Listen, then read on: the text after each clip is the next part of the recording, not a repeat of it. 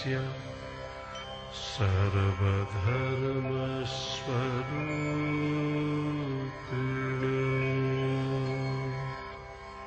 अवतारवरिष्ठाय।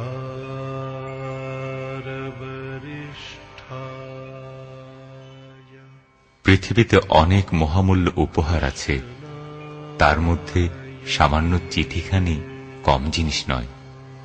চিঠির দ্বারা পৃথিবীতে একটা নূতন আনন্দের সৃষ্টি হয়েছে।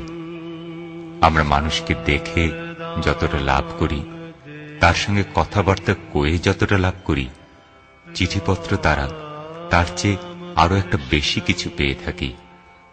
চিঠিপত্রে যে আমরা কেবল প্রত্যক্ষ আলাপের অভাব দূর করি তা নয়, ওর মধ্যে আরো একটা রস আছে যা প্রত্যক্ষ দেখাশোনায় নেই।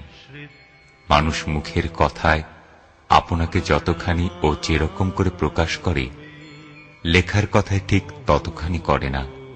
আবার লেখায় যতখানি করে, মুখের কথায় ততখানি করতে পারে না।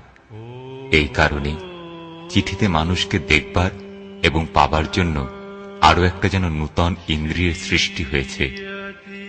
আমার মনে হয় যারা চিরকাল অবিচ্ছেদ্যে 24 ঘন্টা কাছাকাছি আছে, যাদের মধ্যে চিঠি লেখালেখির অবসর ঘটেনি, তারা পরস্পরকে অসম্পূর্ণ করেই জানে।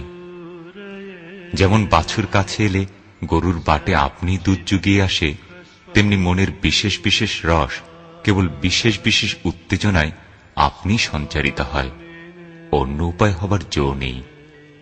এই চিঠি মনের ঠিক যে রস দহন করতে পারে, কথা কিংবা প্রবন্ধে তা কখনোই পারে না।